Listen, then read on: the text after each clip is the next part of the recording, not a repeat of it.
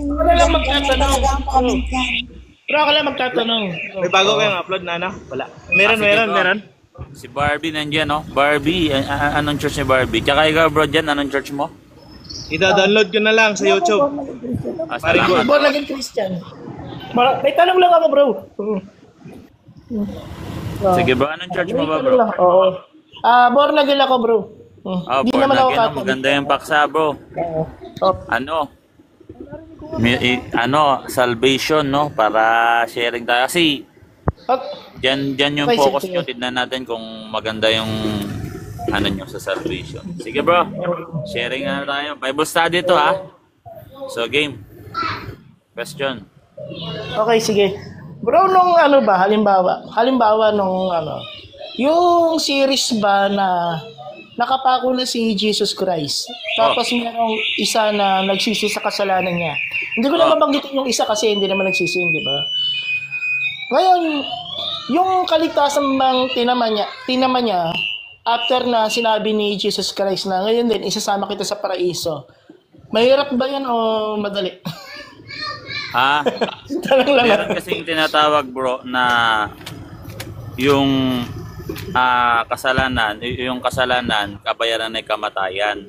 So, una sa lahat, yung kasalanan niya, pinagbabayaran niya sa krus.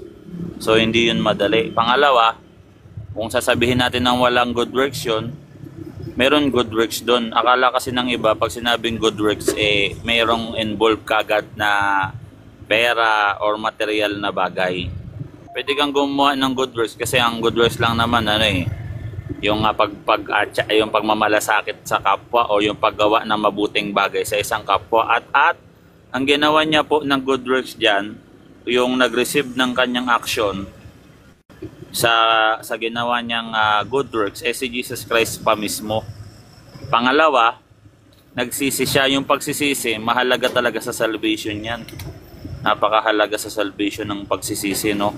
Yun yung sinasabi ng mga apostol na magsisi kayo tungo sa kaligtasan. Letra por letra talaga yan. Yung pagsisisi, kailangan sa kaligtasan.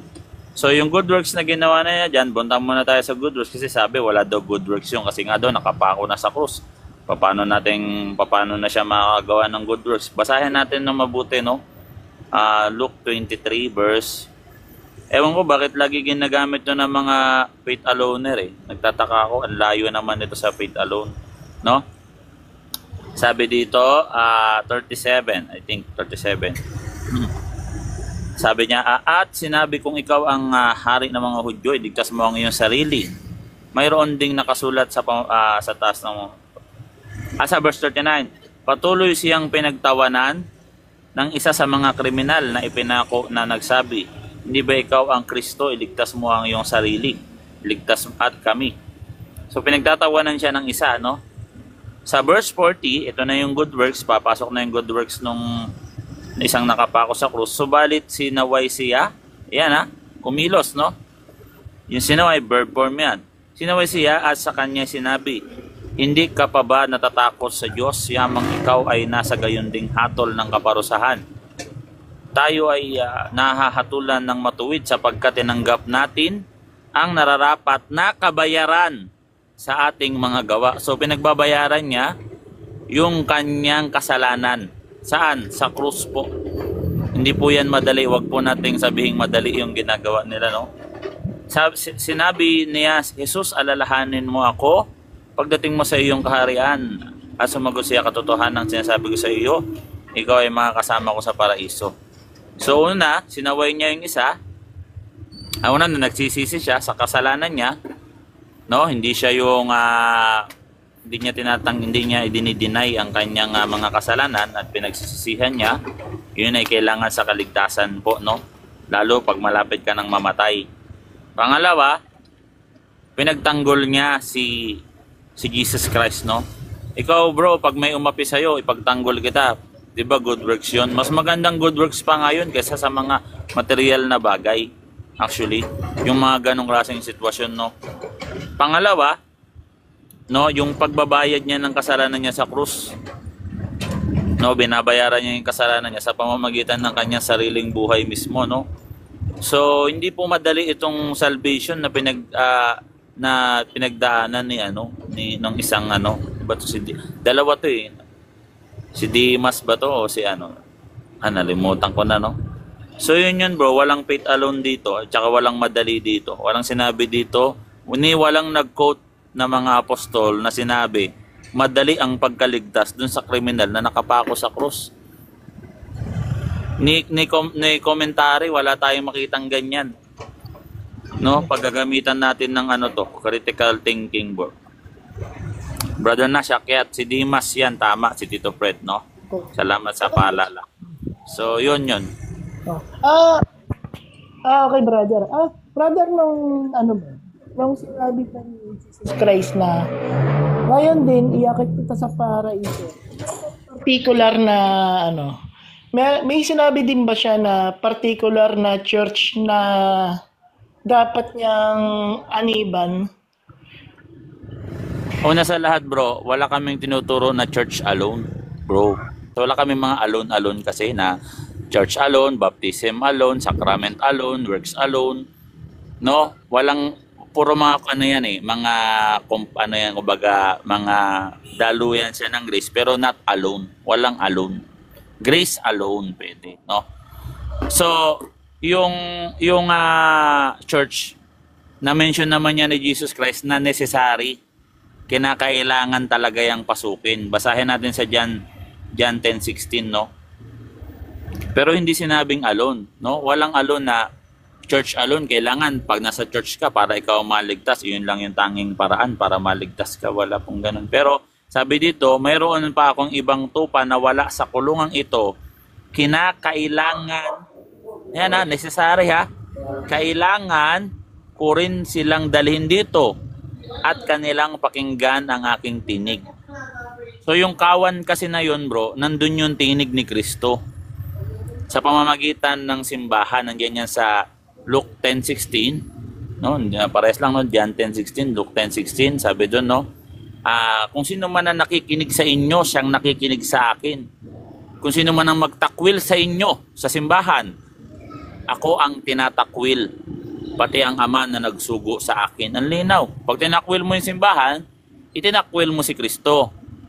Pero it doesn't mean na pag wala ka sa loob ng simbahan, hindi ka na maligtas kasi merong mga tinatawag na situation. Kunyari bro, sa Mark 16:15-16, di ba? Sino man ang sumampalataya at mabautismuhan ay maliligtas. Sino man ang hindi sumampalataya mapapahamak. Yun nga yung pagtakwil kay Kristo. May kapahamakan no, nakaakibat. Ang problema, paano pag hindi ka na pangaralan? Sa both side wala ka. Hindi ka maliligtas at mababautismuhan para maligtas, hindi ka rin mapapahamak kasi wala ka naman itinakwil. Kasi wala nangaral sa iyo eh. So anong papasok doon? Medyo maingay lang dyan bro dyan, no? Sa Roma 2, 3-20, diyan mo mababasa yung justification na mga tao na hindi belong sa church or sa batas na na kung saan andun yung batas ng Panginoon, pero nadja-justified sila sa pamamagitan ng kanilang mga good works. Yung good works nila, nandun yung justification nila at dun yung way para sila ay maligtas kung sila ay huhukuman pagdating sa araw ng sila ay mamatay sila. Hindi naman na sila nakapunta, wala naman nangaral sa kanila. Nandun sila sabihin natin sa Islamic religion, nasa Islamic religion ka or naandun ka sa may mga Buddhist. So wala pang nangaral sa iyo doon kasi progressive pa yung pagsakop ng simbahan sa buong mundo, no? Sasakupin ng simbahan yung buong mundo, yun yung plano. Yun yung plano ni Jesus Christ, pati ng God the Father, nandiyan yan sa Psalms 110 verse 1-2. So paano yan? Gumagawa naman ako ng good works. Tapos so hindi ba ako maliligtas kahit ako gumagawa ng good works tapos mamatay ako, hindi ko nakilala si Kristo? Sabi sa Awit 7:11, ang Diyos ay hukom na matuwid, na nagpaparusa sa masasama. So hindi naman ako masama, ba't ako paparusahan ng Diyos? Hindi ko lang siya nakilala. Kasi nga walang nangaral sa akin. Pero ang tawag sa kanila, tupa. Bakit? No? Yun nga, binasa natin talata kanina, John 10:16, marami pa akong ibang mga tupa na wala sa kawang ito. So pag tupa po, diyan po sa kanila nakapreserve sa paradise, tupa. Hindi ka pa naging kambing eh. Marami pa akong ibang tupa. Kaya nga meron kami tinatawag na mga righteous pagan. So, dun sa Roma 2, 10 hanggang 15, actually yung buong Romans 2, ano yan, about yan dyan, no? Sa judgment ng mga iba't ibang klase ng mga tao, no? So, pag gumagawa ng mabubuti yung mga hintil, ipinapakita ng kanilang mga puso na ang kasulatan ng ang kautusan ay isinulat ng Diyos sa kanilang mga puso.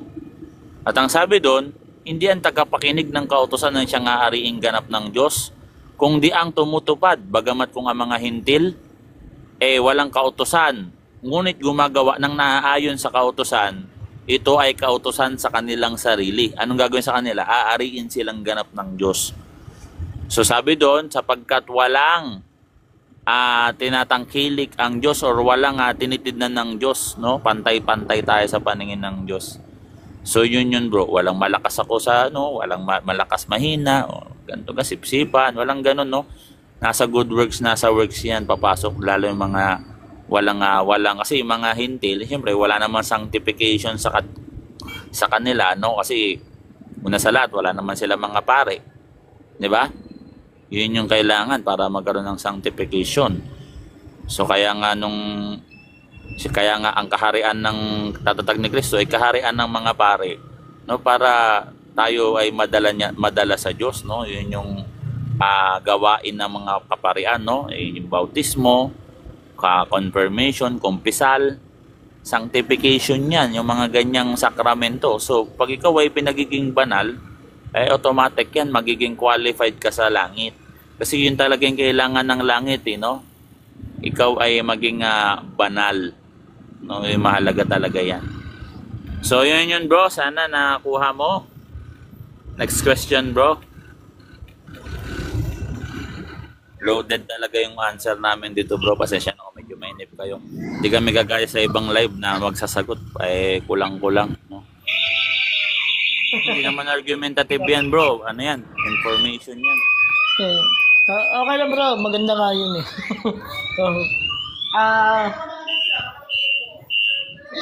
Ano pa ba yung pwedeng... Bigyan mo ko ng specific verse bro na tumutukoy dun sa, kunyari, ito, faith alone ba to? Itong dito sa verse na to.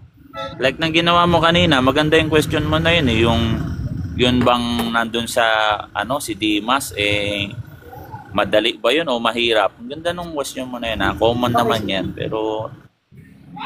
Okay, naman hit bro, naman eto. ako. Sige bro. Eto bro, kung mahirap pala na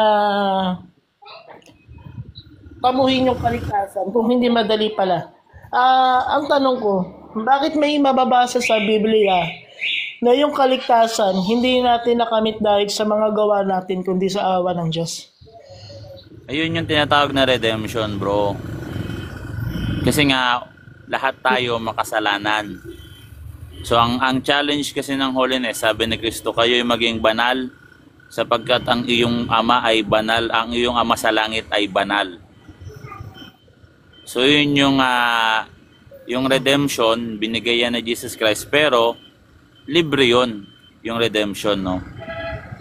Ang hindi libre, yung mga personal sin mo kasi may mga damages ka dyan. No, kunyari, pumatay ka. So lahat kayang patawarin ng Diyos. So napatawad ka na. Manghingi ka ng tawad sa pare, magkumpisal ka, papatawarin ka ngayon. Pero may damages ka na kailangan mong bayaran. Andiyan yan papasok yung tinatawag na purification. Ibig sabihin, napatawad ka na, no? Kaso meron ka pang mga tinatawag na dumi or dents or ano sa soul mo, no? Kasi kunyari nakapatay ka o yung ginawan mo ng kasalanan, nagnakaw ka. Yung ginawan mo ng kasalanan, merong damage na nangyari sa kanya which is Nag-suffer siya dahil sa iyo, pinaghirapan niya 'yon. Imbis na maliligtas yung buhay ng anak niya dahil nanakaw yung ano niya, yung kanyang pambayad sa ano kung ano, pambili ng gamot, namatay yung anak niya. Pero dahil nga meron tayong forgiveness of the sins, papatawaran yung kasalanan natin, pinatawad tayo. Pero merong consequence, pagbayaran mo yung mga kasalanan mo. Yun yung part ng kapatawaran, nandiyan yan sa, meron talagang pagbabayad ng kasalanan bro, individual. Purification yan, tsaka yung mga indulgence, no? Pero ito na lang tayo sa purification. Maganda kasi ito Dito sa Luke, yung tinatawag na parusang magaan, parusang mabigat, no? Luke verse 12, Luke chapter 12 verse 58 to 59, no? Ang linaw niyan, no? Yung babayaran mo kasalanan mo. Ha? Walang ano, kasi ganun talaga. Wala tayong magagawa, no? At napakaganda niya, no? Basahin ko ha. Babayaran mo yung kasalanan mo. O dito na lang sa ano, sa Matthew 5:25 to 26. Dilemma nga to, I think ito tinatanong ko din to sa mga kaibigan kong theologian ng ng mga born again or evangelical. Di talaga nila kayang sagutin, inamin yan nila. Sabi, tignan ko muna yung verse bro kasi mahirap yan, no? Mahirap yung verse kasi basahin ko na lang, no? Sabi dito, makipagkasundo ka kaagad sa nagsakdal sa iyo. Habang kasama mo pa siya sa daan, baka ibigay ka sa nagsakdal sa iyo sa hukom at ibigay ka naman sa hukom ng tanod at ipasok ka sa bilangguan. So meron kang bilangguan na paglalagyan, no? Race or state, no? Katotohanan ng sinasabi ko sa iyo, hindi ka makalalabas doon hanggang hindi mo nababayaran ang kahuli-hulihang kusing. Ganon maningil ang Diyos. Kusing sisingilin sa iyo Walang tawad. Sa palengke, hingi tayong tawad Yung mga kusing, sukli na yan, sa'yo na yan. Ito sabi dito, pagbabayaran mo, kahuli-hulihang kusing. Pagbabayaran mo. Ngayon, kung sasabihin nila, walang kinalaman sa salvation yan. Hindi, itaas mo lang yan, may kinalaman sa salvation yan. Itaas mo lang yan ng 21 to 22. Tindi nga ng mga patungkol sa salvation, eschatology to, yung topic na to. Sabi dito, narinig ninyo na sinabi ng mga tao noong unang panahon, huwag kang papatay. Yan na, patungkol sa, mute mo na ito, brother Jan, Maingay kasi yung ano nyo dyan, porche nyo yata yan na nag-alarm. Narinig ninyo na sinasabi ng mga tao noong panahon, huwag kang papatay at sino mang pumatay ay mananagot sa hukuman. Ngunit sinasabi ko sa iyo, ang bawat napupuot sa kanyang kapatid ay mananagot sa hukuman. Batas ng Diyos to, napupuot sa kapatid. Mamaya, pakita ko sa iyo to. Ang sino mang magsabi sa kanyang kapatid, Raka, ay mananagot sa Sanhedrin. At ang sino mang magsabi, ulul ka, ay magdurusa sa apoy ng impyerno. Tapos andyan sa baba, verse 24 to 25, yung kulungan, yung bilangguan, pagbayaran mo yung kasalanan mo kahit kusing. So, wag natin sabihin kasi ang iba, ang palusot na lang nito, ay walang kinalaman sa salvation yan, ay wag po ganyan. Wag po nating sasabihin pag ang Bible verse, kontra po sa aral natin, magkiklaim tayo na wala pong kinalaman sa salvation yan. Eschatology po ito, patungkol po ito sa hukuman, no? Nang pagkatapos mong mamatay, may kinalaman sa impyerno. 'Di ba? Ibig sabihin dito, iba't ibang kasalanan, iba't ibang kaparusahan ng nakalaan. O sa Luke 12 verse 47 to 48 to 49. Ang taong hindi nakakaalam o ang aliping hindi nakakaalam ng kaloob ng kanyang Panginoon, magkulang man siya sa kanyang tungkulin, ay paparusahan lamang ng magaan. May tinatawag na parusang magaan. Kung mapansin nyo, ang Roman Catholic Church, halos buong Bible, gamit namin para sa salvation. Yes. Kasi ang mga salita dito, hindi naman to salita na abogado ka na parang si Jesus kasi isang abogado na may pagbabayaran ka sa bilangguang panlupa, 'di ba? Hindi naman ganoon yung ginawa ng Jesus na parito si Jesus Christ. No, para dalhin tayo sa langit sa hukuman ng Diyos, hindi hukuman pang tao. Ang pang nagpapaliwanag pang hukumang pang tao. Mga abogado po 'yan, no, mga nag-aaral ng law. Hindi naman law si Jesus Christ siya ang kanyang otoridad ay galing sa kanyang sarili, no? Kasi siya mismo yung Diyos 'di ba? So yan, no, may kinalaman sa impyerno. Sabi dito, mayroong bilangguan. Hindi ka makalabas doon hanggat hindi mo napapagbayaran ang kaliit-liitang kusing ng iyong utang. Ang linaw. Walang libre. Hindi po libre. Ang libre po yung redemption, yung nagawa mong kasalanan, pagbayaran mo. Pagbayaran mo 'yan. Bro, pwede magtanong dun, bro? Sige. Literal ba na kusing o barya yung tinutukoy dyan? O... Yung kusing kasi, bro, kaya sinabing kusing, kaya sinabi ni Jesus Christ kusing, ibig sabihin, yung piso, sa atin piso, 'di ba? Hati-hatiin mo ng 100. Kusing yun. Ibig sabihin, kaliit-liitang kasalanan mo, pagbabayaran mo dun.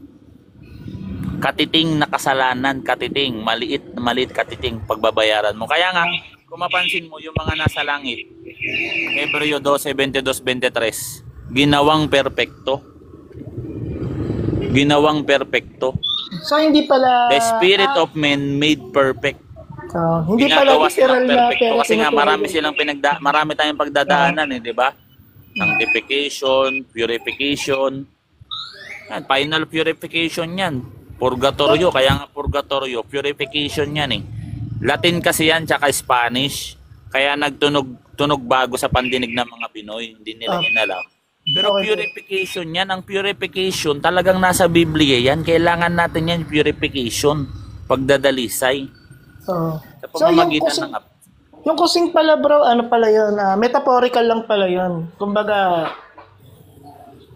ano yung lang pala kusing, yun? Yung kusing, Metaphor lang sumisimbolo yun, bro, sa kasalanan mo. Yun nga, metaphorical lang. So, yung kasalanan mo, anong gagawin mo sa kasalanan mo, bro? Sabi ni Siyempre, Kristo. pagsisisihan. Sabi, pagbayaran daw So, anong gagawin natin? Babayaran natin, di ba? Sa papaanong paraan? Mag-undergo tayo ng tinatawag na free zone. Ibibilanggo tayo ng Diyos hanggang sa mapagbayaran natin yung ating mga kasalanan. At sa bilangguan na yon, na spiritual realm, meron dun tinatawag na purification fire. Yung purification fire na yon, iba yon sa apoy ng impyerno. Yung apoy ng impyerno, walang hanggang pagdurusa yon. Yung purification fire, nasa CCC yan, kaya ibinigay yung term na yan para magkaroon ng pagkakilanlan sa pagkakaiba ng purification fire. Yung purification fire, Zacarias 13:9, unang Korinto 3:15, magdadaan ka sa apoy para ikaw ay maligtas. Or dadalisayin ka na gaya ng pagdadalisay sa ginto at pilak. So pag dinadalisay ang ginto at pilak, magiging purong ginto ka. Magiging purong pilak ka. Yun, bro. So, ginawa lang ni Jesus Christ yung kusing para, sentemo yan para malaman natin na yung kasalanan natin, kaliit-liitan yan pagbabayaran mo. Kasi yun talaga yung sinisimbolo ng kusing Sense kasi yan, sentemo. Yung piso, meron yan 100 sentemo, bro. Wala nang ang value yun pag bumili ka. Pero sa Diyos, pagbabayaran mo yun. Babayaran mo. Hindi libre, hindi exemption. Awit 7:11, ang Diyos ay hukom na matuwid na nagpaparusa sa mga makasalanan. So, ang Diyos lang ang pinaka matuwid na hukom sa lahat. Perfect niya yung pagiging hukom na matuwid. Na perfect niya yan. Kung dito sa mundo, kasi kung dito sa mundo yan, bro, Makulong ka, mapagbintangan ka lang eh. 'Di ba? Sabi nga dito, magtataka ka, makipagkasundo ka kagad, baka ikaw ay kalad ka rin sa kulungan. Kung ito, kulungang panglupa, dapat pala yung mga apostles, makipagkasundo sila para hindi sila ibilanggo. Di, ang gagawin nila, itatakwil nila si Kristo. Yun yung kasunduan eh. Hindi kita ibibilanggo, hindi kita papatayin, itakwil mo na si Kristo. Huwag mong ipangaral si Kristo. Handa silang makulong, handa pa silang mamatay. Hindi sila nakikipagkasundo. Anong klaseng hukuman to?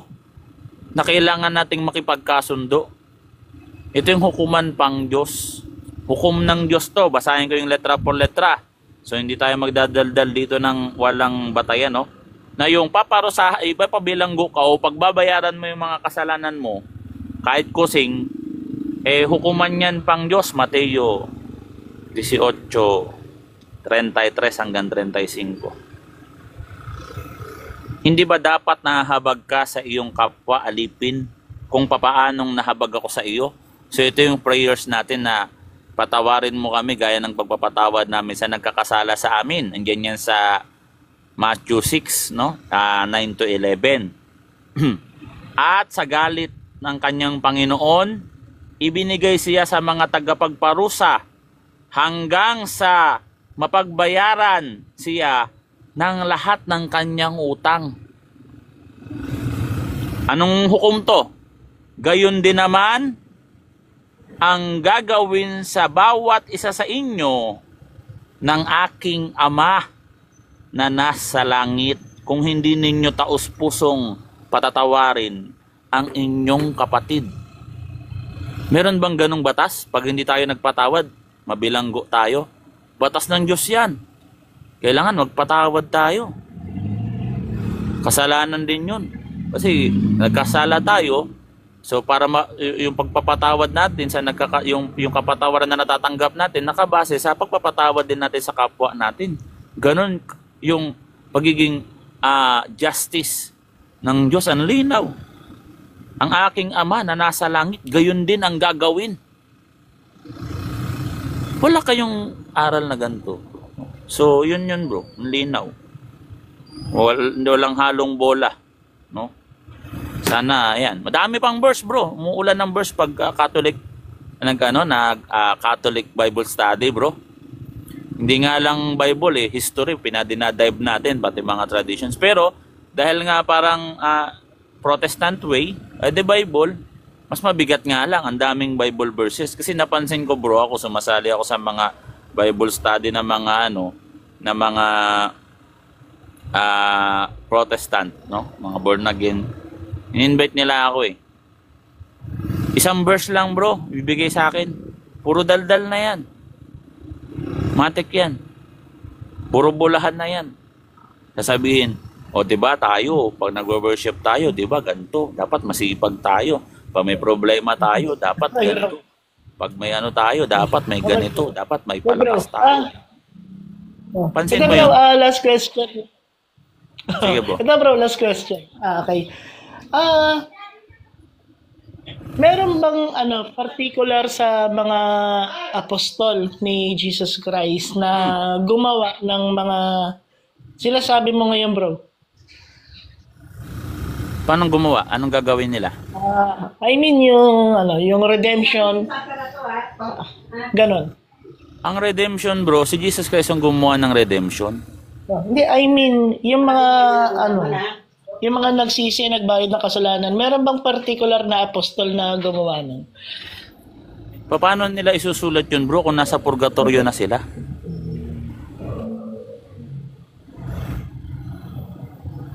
Bro, Yung mga apostol sinasabi bro? mo ba na yung isusulat nila na nagsuffer sila sa purgatory, ganun ba?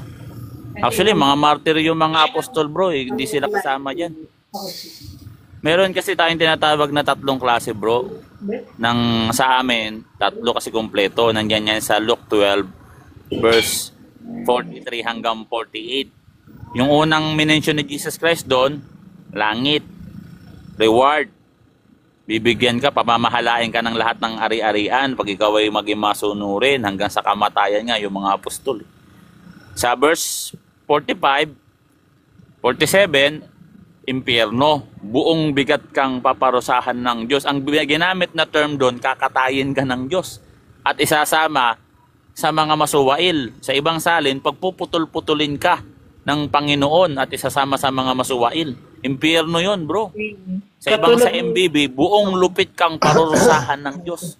Kaya pag sinabing Impyerno. pagpuputol-putulin, bro. Sa 47 to 48, Bro. sige bro, pasok. Pag sinabing pagpuputol-putulin, yan yung tinatawag na mga labi. So, ibig sabihin, mga labi na yun sa'yo, maging sa kabilang buhay o yung spiritual realm, mga labi na rin. So, ibig sabihin, hindi ka na mabubuhay doon. Lupit na pagka, yung phrase na ginamit yan, actually, kakatayin eh. Kakatayin ka ng Diyos. Impyerno yun. Pero, kung mapansin mo bro, meron tinuro si Jesus Christ. Ito bro, si Jesus Christ ang nangangaral dito ha. Di ba? 43 to 45, may na-mention na langit. Meron na-mention na impyerno. Pero merong pangatlo bro. Merong pangatlo. Ito yung hindi na nalimutan ituro ng iba. No? Sabi dito, subalit ang hindi nakakaalam o ang aliping, ngunit ang aliping hindi nakakaalam ng kaloob ng kanyang Panginoon, magkulang man siya sa kanyang tungkulin, ay paparusahan lamang ng magaan. Meron pa rin pagpaparusang magaan. Pero meron din parusang mabigat, depende sa kasalanan mo. Sa 48, sabi dito, ang binigyan ng maraming bagay ay hanapan ng maraming bagay, at ang pinagkatiwalaan ng lalong maraming bagay ay pananagutin ng lalong maraming bagay. Kunyari ako, marami akong knowledge. Bro, mas malaki yung expectation sa akin. Once na makakalabag ako, mas malaki yung expectation sa akin ng Diyos kasi ang dami ko na. Tsaka maraming application. Kunyari, marami kang pera, marami kang maraming grace na material na binibigay sa iyo ang Diyos. Mga material na biyaya. Pananagutin ka o hanapan ka ng lalong maraming bagay. Mas malaki yung good works na magagawa mo sa kapwa mo kumpara sa akin. Ako minsan makatanggi pa ako kasi mahirap lang ako. Pero yung mayaman, kasino lang yan tumulong sa kapwa, tapos magiging madamot ka pa, yari ka. Mas malaking pananagutan mo kasi mas marami kang pera, mas malakas ka. Kagaya na nangyari sa senaryo doon sa parable ni Foreman Lazaro at saka nung rich man. 'Di ba sobrang yaman nung isa, nagpipiesta araw-araw, nagpipiesta. O sabi ni Kristo, ang binigyan ng maraming bagay ay hahanapan ng maraming bagay. O pananagutin ng lalong maraming bagay. Ang ginawa niya kay Lazaro na pulubi, kumakain ng mumo na nahuhulog sa kanyang hapag. Hindi man lang niya, dapat niya ipagamot niya pa yun. So ano nangyari sa kanya? So parable yan. So maraming nag-view na impyerno yan. Huwag naman sana tayo mapunta dyan kung impyerno man yan. Pero marami din naman nag-view na baka naman matinding state lang ng purification. Pero sa akin, impyerno kasi yun yung sinabi nung sa misa, no? So, ganun yun. Kung konti lang yung knowledge mo, Ken, sabi nga, I'm just talking to my friend because we're having Bible study online. Sabi dito, ngunit ang aliping hindi nakakaalam, walang kaalaman o hindi nakakaalam ng kaloob, doktrina yan, ng kanyang Panginoon. O yung meron tinatawag ng mga invincible ignorance, ay paparusahan lamang ng magaan. Meron din parusang mabigat sa verse 47, ng aliping nakakaalam ng kaloob ng kanyang Panginoon, ngunit nagpabaya o ayaw tumupad sa ipinapagawa nito ay paparusahan ng mabigat. Yun yung sinasabi ko sa inyo, no? Baka mamaya sa sobrang dami na ng kasalanan natin, matinding state of purification tayo doon sa purgatorio. Okay pa yun. Huwag lang doon sa talatang ito. Basahin natin yung talata dito sa taas, no? Ito yung pananadya sa kasalanan, sasadyain mong magkasala. Alam mo yun? Subalit, ito, basahin natin yung ang dating Biblia, ito 1905. Tatapat kong sinasabihin ng aliping yaon sa kanyang puso maluluwat pa ang pagdating ng aking Panginoon o matatagalan pa ang pagdating ng aking Panginoon at magpapasimula siyang bugbugin ang kanyang mga kapwa aliping lalaki at babae at kumain at uminom at maglasing. Ang Panginoon ng aliping yaon ay darating sa araw na hindi niya hinihintay. So, habang ginawa niya yung kasalanan na yon, nasa state siya ng mortal sin kasi sadya yan, dumating ngayon yung Panginoon niya na hindi niya expected na dadating na. So, nasa state of ganun siya, no? So, yun yung judgment. At sa oras na hindi niya nalalaman, siya ay babaakin at isasama sa mga di tapat. Babakin, ang ano naman ito. Sa ito na lang, no? Siya ay pagpuputol-putulin at isasama sa mga hindi tapat. Sa ibang translation pa, kakatayin pa eh. O sa MBB translation, buong lupit kang parurusahan ng Diyos. Buong lupit, ibig sabihin, 100% ng Diyos. Eh, ano ba 100%? May panukat ba tayo? Sa 100% ng lakas ng Diyos? Eh, wala yun. Eternal yun. Impyerno yan. O, impyerno lang ba? Pag binasa mo sa 47 to 48 to 49, may parusang magaan, may parusang mabigat. Depende sa binigay sa'yo ng Diyos. Ang binigyan ng maraming bagay ay pananagutin ng lalong maraming bagay o paghahanapin ng lalong maraming bagay. Hindi ba purgatorio yan? Basahin nga natin sa baba. Kung bilangguan yan. Sa 58. O, mention na naman. Mantakin nyo. 4 na gospel to inulit-ulit na yung tinatawag na ipapabilanggo ka hanggang sa mapagbayaran mo yung kasalanan mo. Hindi, dalawang gospel lang. Ewan ko sa dyan kung meron pa, no? Pero ang daming beses, no? Ilang beses inulit ni Luke. Ni Matthew, 2 beses na mention eh. Kay Matthew, o basahin natin sa Luke. Ibaba lang natin, no? Kanina 47 to 48, ito na 58 to 59. Habang patungo ka sa hukuman, ito na naman, no? Nakasama ang isa sa iyong nagsakdal sa daan, sigapin mo maipag-ayos ka sa. Kung hindi kakalad ka rin sa hukom at ibigay ka sa hukom sa mga tanod at ipasok ka sa bilangguan. Sinasabi ko sa iyo, hindi ka makalalabas doon hanggang pagbayaran mo ang kahuli-hulihang kusing. So pagbabayaran mo talaga kusing. Hindi ka magbabayad ng lit material na pera. Kung hindi, yun yung tinatawag na hindi ka makalalabas. Ibig sabihin, hanggat may utang ka, kahit kusing pa yan, andun ka lang sa loob. Pagbayaran, at yun ay pagbabayad ng kasalanan. Or temporal punishment or temporal suffering ng personal na kasalanan mo. Yan, nalinaw. Walang libre. Hindi sinabi libre ka na. Sumampalataya ka, libre ka na. Sagot na kita, ganun ba sasabihin ng ating Panginoong Jesucristo? Kung gusto mo, mamatay ka, mamartir ka. O ano yun? O yun yung pinagbayaran mo sa pamamagitan ng dugo mo. Dilinis yung kasalanan mo sa pamamagitan ng iyong sariling dugo. Andiyan niya sa Revelation na yung mga martir doon, kanilang pinaputi ang kanilang sariling damit sa pamamagitan ng kanilang sariling dugo. O nandiyan yan sa Matthew 10:28 na huwag niyong katakutan ang makakapatay ng katawan, ngunit hindi naman nakakapatay ng kaluluwa. Bagkus katakutan ninyo ang mamumugnaw ng katawan at kaluluwa sa impyerno. Sa baba, sino man ang nag-iingat ng buhay ay mawawalan ng buhay, ngunit ang mawalan ng buhay sa pangalan ko ay makakatagpo nito. Oh. Pag nawalan ka ng buhay sa pangalan ni Kristo, makakatagpo ka ng buhay. Ayun yun. Linaw. Martir ka, santo ka na. No? So, ang linaw niyan guys, no? Correct. So, sana mapasyal ka pa dito, Brother Jan. Pag nilayan mo yung mga verses, pag kumparahin mo.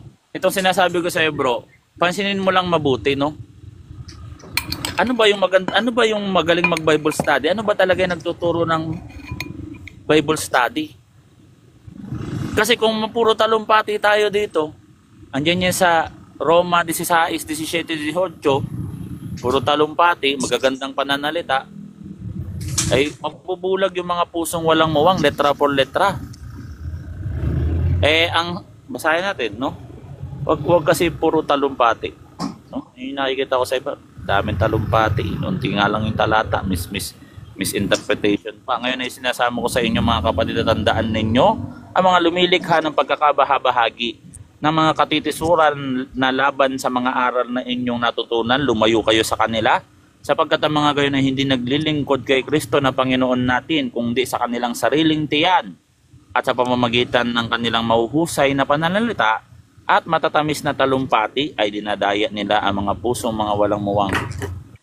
Matatamis na talumpati. Nakakadaya naman talaga yung matatamis na talumpati at matatamis na pananalita.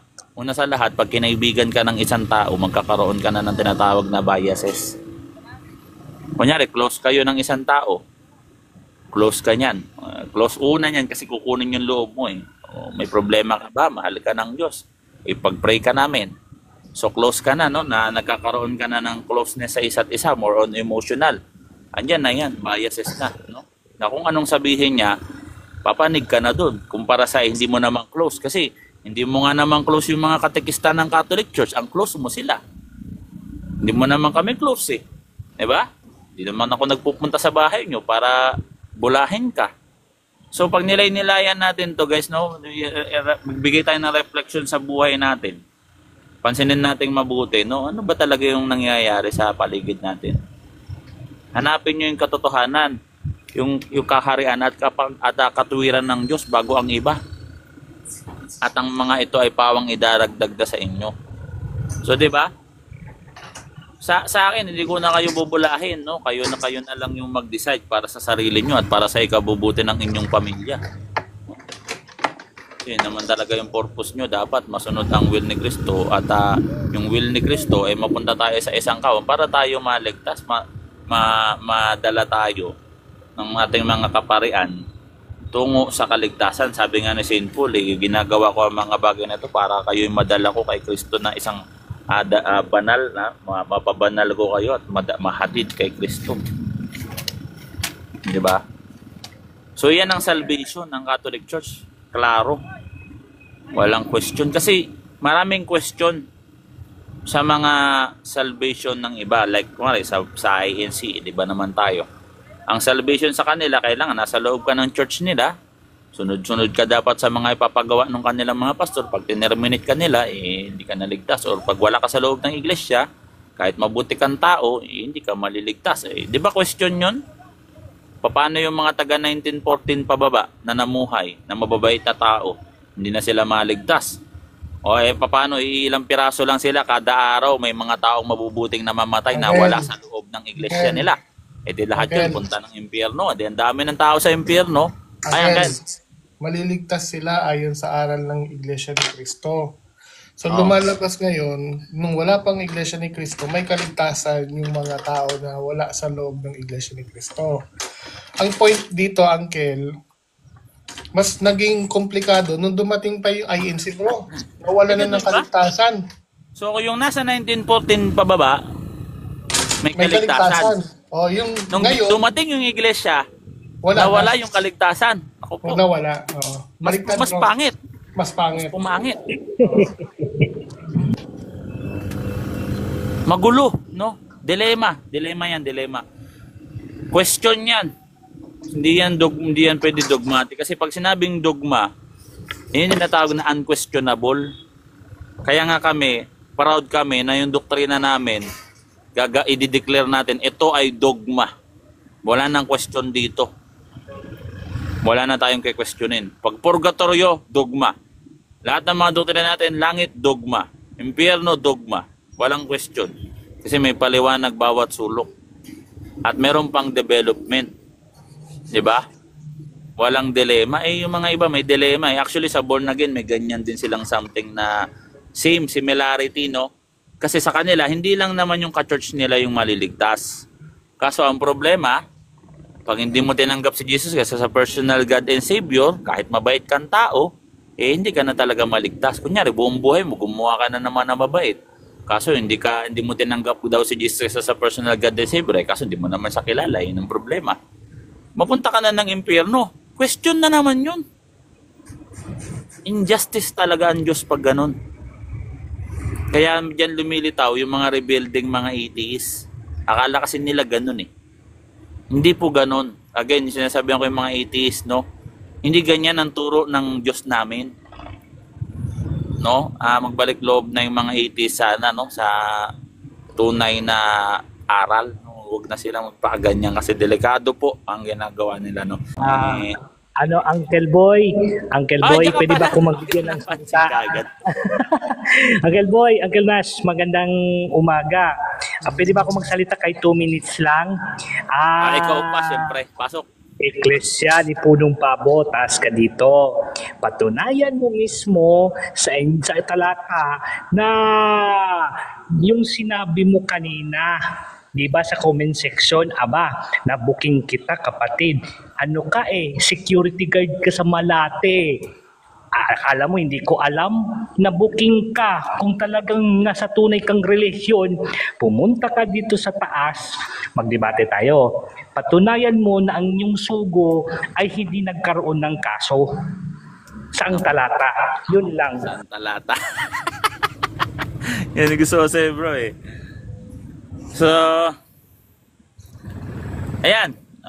Kung sinong gustong tumutol, yung mga nasa baba, ang key, umakyat lang po dito. Hindi po ang key, mag-comment dyan, no?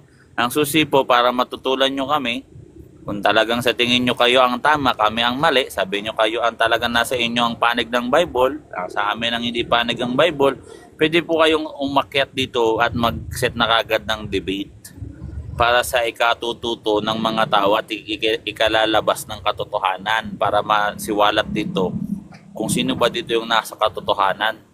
Kasi dito talaga walang halong bulahan. Maniwala kayo sa akin dito.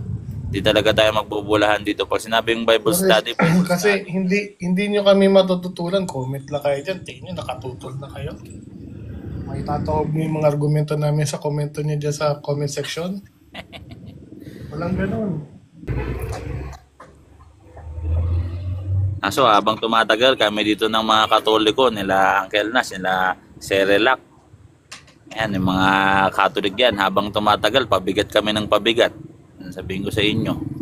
Habang mag-aaral kami, pabigat kami ng pabigat. Kasi yung mga original na nag-aaral ng ganito, yung mga nauna sa amin at talagang passion at talagang profession talaga nila yung ganitong klaseng larangan, yung mga doctors namin, no? Sila St. Augustine, sila Thomas Aquinas, talagang nakakalula yung kanilang knowledge. Nakakalula, no? Wala pa sa kalingkingan kami, no? At iyon yung aming inaabot habang tumatagal. Napadagdag ng padagdag yung aming yung aming knowledge, mga individual na CFD dito.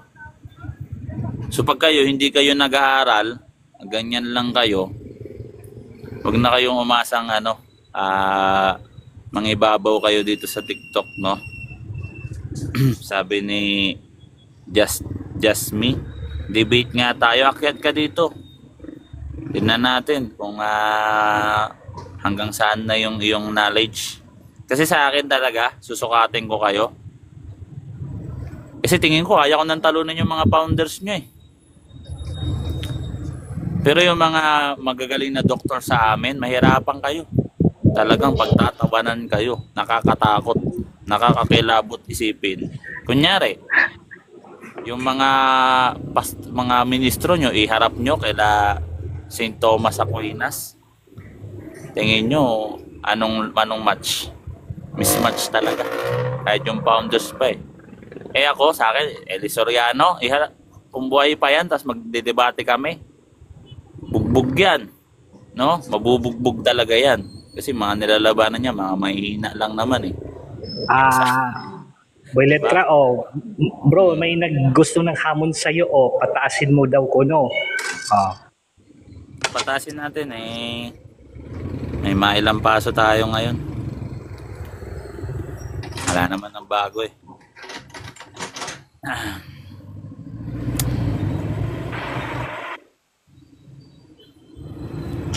Ayan, Jasmine, anong paksa ang gusto mo? Di mag-pre-debate muna tayo. Kung Ito saan nga, ano ba platform, ginagawa natin? kung Ano bang sino paksa? ang Ano ba moderator. ginagawa natin, bro? Pre-debate to, bro. Anong Hindi, paksa ang lumabas gusto ka sa mo? platform na to. Hindi sina Bro, siya magiging nagpe-pre-debate. ano. Bakla pala to. Mag-pre-debate muna tayo. Papagutin mo Mas ako okay yun kapag para mag-end mapaganda ako ng live. talaga. Ikaw ang magkukondisyon. Ikaw ang makiat-akyat dito. Sabi mo makikipag-participate ka.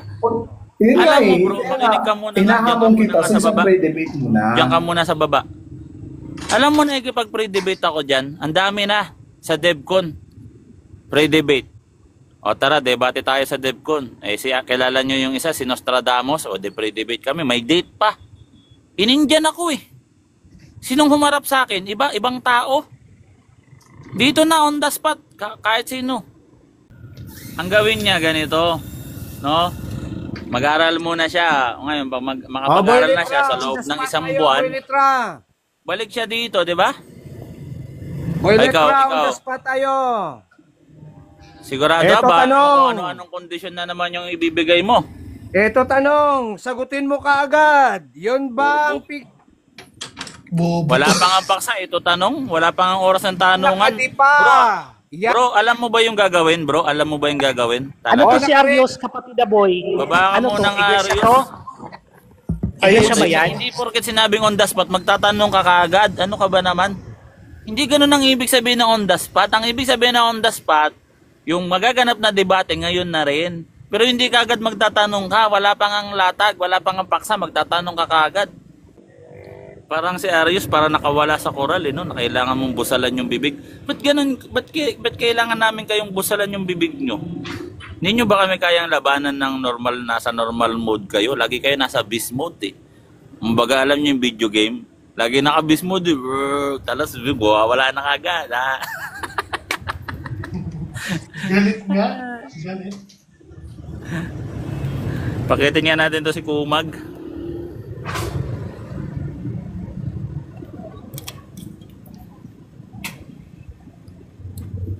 Tingnan mo, magwawala na naman to.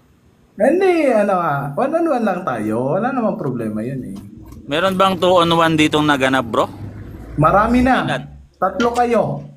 Tatlo kayo. Sige, tatlo kami. Sige, pagbigyan kita. Okay, on the spot tayo. 3 kayo. Ikaw ang kausap. Moderator mo si Nash. Parang lumundag Sige, ka sige sa bro, moderator pagbigyan mo mo, kami, pag-iba tatlo sa'yo. kami. Oo. Ako viewers lang ako rito. O, tara, tatlo kami. Kaya mo ba? Sige, tatlo kami. Oo, kaya. Marami ng beses na O, tara. Huwag ka na maglabas ng sama ng loob kasi ang ginagawa mo, Okay, manang ginagawa paksa. barangay hall yung ano namin eh, platform. Ano? Sige. Sa Wag mo pagkakayan, ano? Wait lang, Uncle Boy ah. Pass na. Uncle Boy, wait lang ganito Jasmine, no? Umakyat ka dito, wag mong gawing barangay hall yung live namin kasi ginagawa mong barangay hall, nagreklamo ka eh.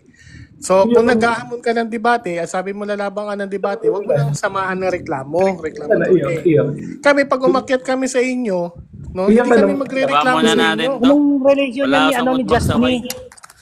Anong religion ng Just Okay, Me? sa Uncle pagsabihan mo, Santa, bro wait lang. Nash, binaba ko na. Sige. Makikinig yan. So ganito bro, no, kapag kayo umakyat dito, wag na kayong dapat may pakita ko sa inyo, masama ang loob ko. Magdrama pa kayo dito. 'Di ba? Masama loob ko. Para kayong mga batang nagmamaktol dito. Alam niyo yun? Anong gagawa naman? Tapos, pahihirapan nyo kaming sawayin kayo.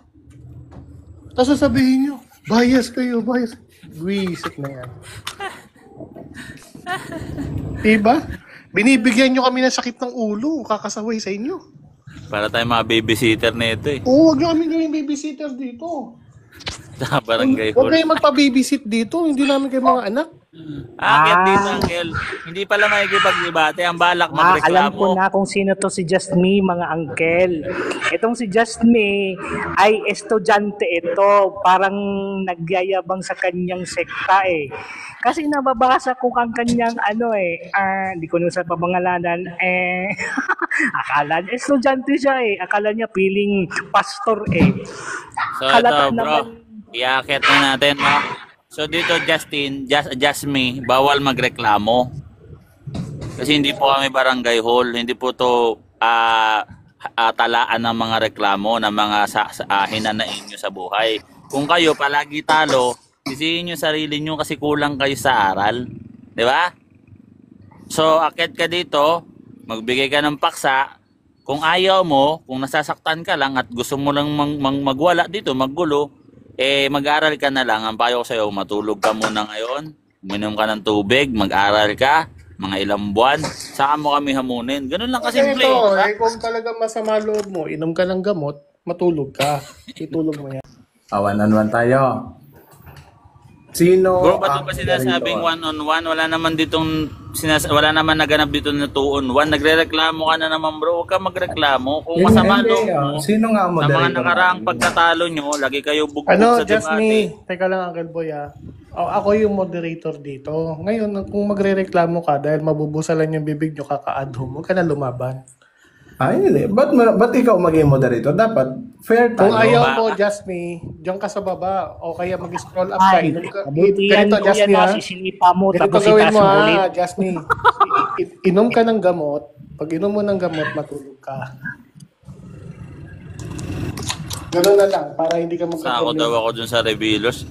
Bugbog sarado nga lagi sa akin. Pag umakyat ako dun, Dali na.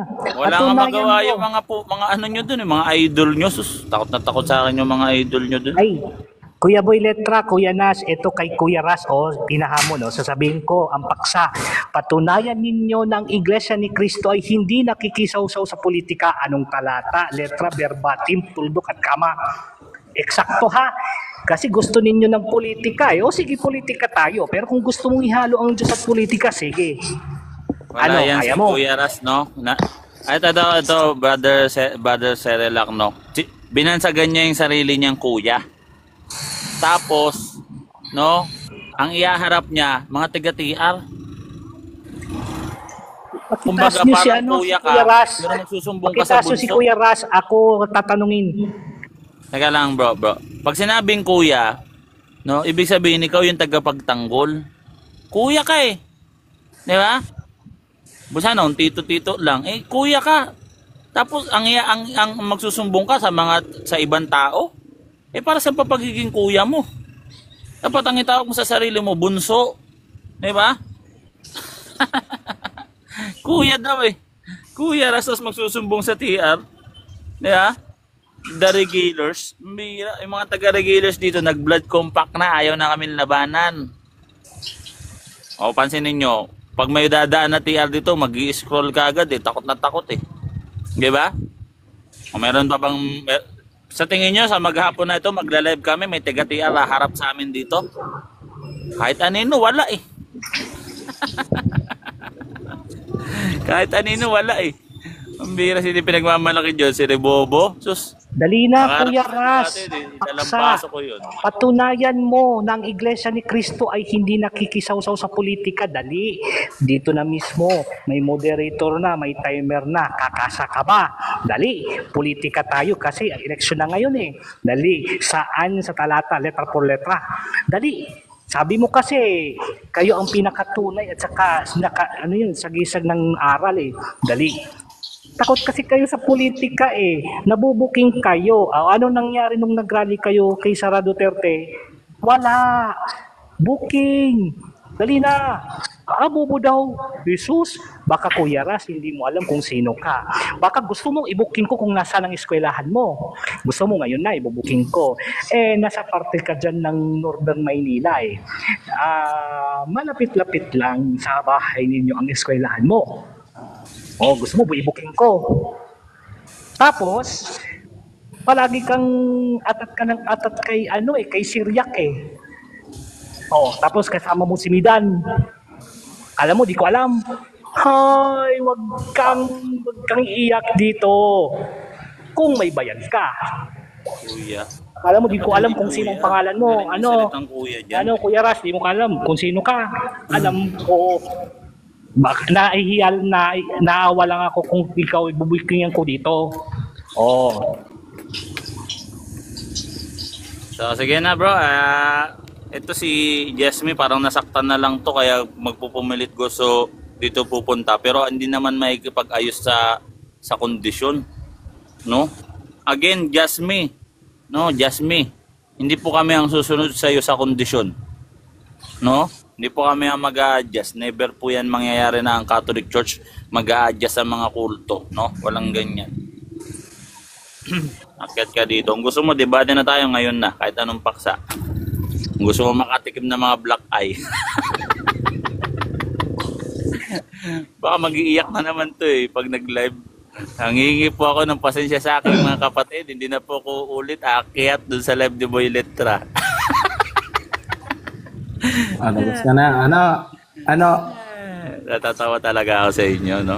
So, sige na bro. Wala kaming kondisyon na susundin sa'yo, bro. Tandaan mo yan. Kung gusto mo lumaban ng debate ngayon, magsabi ka ng paksa. Di, may tanong lang ako. Meron ka na bang debate na hindi si Nash ang moderator? Oo. O, yung pagkatalo ni Midan sa akin, nung The Regalers, di ba si Rasha ang moderator nun? O, di ba bugbog sarado si Midan? Saang platform yon? Sa DevCon dito. Sa DevCon. Oh, pwede naman. Pwede O, ba pati sa ulitin yun? Regalers, dumibate rin ako dyan. Pwede ba ulitin yon? Sus. Dami. Ang usapan nga ganito eh. Dati eh. O pagkatapos Ayun nga, dumibate sa Regalers, makinig ka muna. Pagkatapos dumibate sa Regalers, ang susunod na platform dito. O nung ayaw na. Gusto sa Regalers lagi, sa Regalers lagi. Hindi tayo sa TR, hindi rin dito. Maghanap kayo ng Hindi ibang... na bro, wala kami susundin na kondisyon mo dito. Nandito kami ngayon. Scroll up ka na lang, Brad. Just me Mag-scroll up feeling ka. Pasyal ka. ano, O kaya ang estudyante ka. gawin mo, Brad, matulog Wala ka. niya, uminom debate ka ko muna dito ng lang. gamot, tapos pagkainom mo ng gamot, matulog ka. Kasi yung pinapangarap mo, bro, hindi mo kayang abutin yan. Guys, ano Kaya ba matulog ka na lang. Sumipot ka ba sa debate Sino nyo? kayo nilalampaso sa platform nyo? Pangalanan kita. Ha? Bumaba ka na. Ilang beses ko kayo nilalampaso sa May platform sinabi nyo? kasi sila. Kaya daw ayaw nilang umakyat sa platform nyo kasi maalala niyo yung debate nyo kay Robin De La Rosa. Hindi daw naging patas yung yung naging debate na yan kasi Ang daw nangyari kasi nun bro, ang Yung nangyari moderator kasi nun daw, kay panig Ruben sa'yo. De La Rosa bro, alam naman niya dito na pag nag-aduhom ka na mga lalo aatakihin mo yung mismong moderator.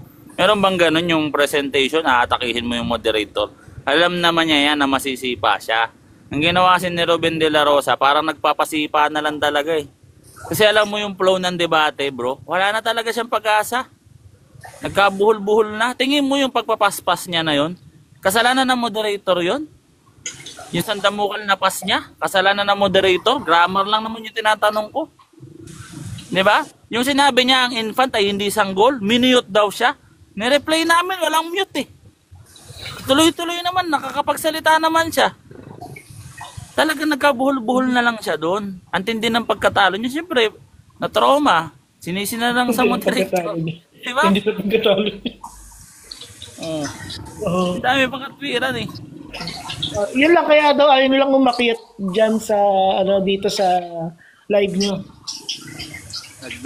Nag-blood compact na eh. Sabi, wala nang aakyat kila Boy Letra. Tapos daw, ikaw daw bro, puro ka daw, objection kapag nagtatanong siya. Eh, anong gagawin ko? Kung mga palasi yung mga banatan, anong gagawin ko? Para ka daw si sino ba to? Yung isang CFD na, sikat na CFD si yan si Alvin Kita Mondok, para ka daw ganun. Eh Objection, bro, ikaw ba bro, pagka hindi, ang simple lang naman bro, categorical lang naman ang hiningi, yes or no, di pa masagot. Eh, anong gagawin ko?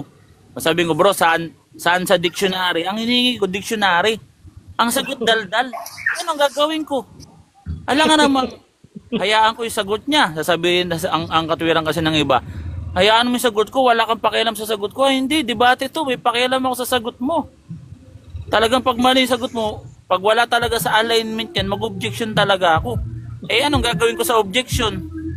At least ako, naka-proper, direkta ako sa nag-a-address sa moderator. Talagang, pag hindi mo nasagot yung tanong ko, categorical, may rules naman yan. Sinabi naman yan bago mag-debat, wala namang pagkukulang. Diba na pagka-categorical ang tanong, categorical ang sagot. Pag ang hinihingi ko talata, pag hinihingi dictionary. Eh puro daldal eh, versikulo laway, kapitulo daldal, wala nga naisagot eh. Sa tagal ng debate namin yun, wala talaga no. Ang ginawa niya, yung tinatawag na, ano bang policy yun? Policy lang naman pinagagawa niya dun eh. Policy appealing to Nasakyan ko na nga pity. lang. Oh, appeal to Policy pity. appealing to pity. Yan, yung ginagawa niya ngayon. Ignorance.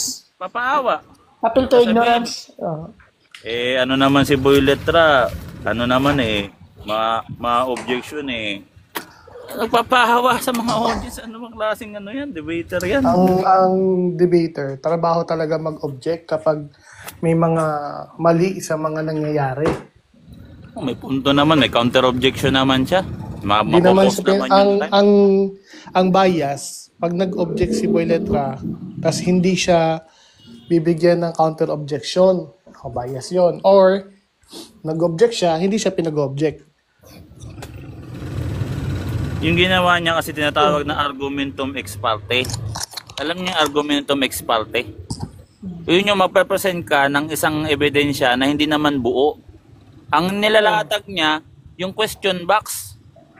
Tapos meron pa siyang mga irrelevant na binibigay like ng yung sa asin, yung sa exorcism. Anong kinalaman no sa ano? Baptism? Baptism? Exorcist ba ako? Yun lang, yun yung mga ano niya eh. Banatan niya eh. Tapos ako nagtatanong, direkta sa topic ko, ito ba bro, children. Kasama ba bautismo ang children? Ang children ba, hindi ba yan kasama yung bata dyan? Eh, hindi yan infant. Gumamit ang AI. Ang problema, naka-open cam. Pag gamit ng AI, yung children, in-include ng AI yung infant. Yan, sabi ko, AI yan. Sabi ko, tutol ka ba sa AI mo? Tutol ako dyan. Di ba ironic yun? Ebidensya niya, tinututulan niya. Yung ebidensya niya, tinututulan niya. Kasalanan ba ng moderator yun? Anong kasalanan na kinalaman ng moderator doon? Doon siya nadali. Ganun yung mga pagkatalo niya. Ang infant hindi sanggol, ang children hindi anak, ang bata hindi anak. Ay ano yung bata? Tatay. Bata nga paano maging tatay? Yan hindi anak yan. Di ba? Ba yan? Bira, ganun yung mga kasalanan ng moderator yun. Hindi yung kasalanan ng moderator yun eh. Bira, yun. Ang ginawa niya, hindi niya kaya eh. Tatay Boy. Ano Tatay Boy? Kasi minsan nandun ako sa napag-uusapan yan eh. Yung tungkol sa naging debate. Tapos sabi kasi, lalaban daw sila ng debate sa neutral ground, payag daw sila. Tapos merong moderator daw na hindi Catholic, hindi rin INC. Alam ba, katulad ko, born again, ganun. Kumbaga, nasa gitna. Yan, papayag daw Bro, ang mahirap kasi sa mga ano bro, sa mga INC bro. Yung lagalawan nila puro ad hominem. Pag puro ad hominem, diyan talaga kailangan matindi yung moderator. Kailangan talaga matibay ang moderator niyan. Kaso nga lang, inano na namin yan na si Brother Nash naka-focus talaga kasi si Brother Nash yung may-ari ng Debaters Convention. Sa kanya talaga siya talaga yung nagde-develop diyan yung mga ads niya, yung mga client diyan, yung mga sponsor niyan sa kanya. So, siya yung nagde-develop ng mga rules doon. Kabisado na niya yung mga ganyang ad hominem. May yung mga ibang platform, kailan pa mga baguhan pa yung mga moderator. Opo. Nagme-message nga kay yung mga yan, yung taga-revealers. Kilala niyo si Dr. James White? White ba? Wala, hindi nagme-message yan, bro. Nagme-message nag-aaman ng debate sa TikTok kay Dr. James White. Ay, inahamon nila si ano. Nagme-message, pero hindi naman sila nare-replyan. Paano re-replyan? Diyos mio, parang si James White, imbis na maging proud siya, nakalaban niya isa sa mga ministro ng INC, ikinahihiya niya na pinatulan niya. Una sa lahat, magdi-disclaimer lang yan hindi po kami, hindi po official na aral. Itong aking idadaldal ngayon, kung ako man po'y magkamali. Kakamot ulo na James White dun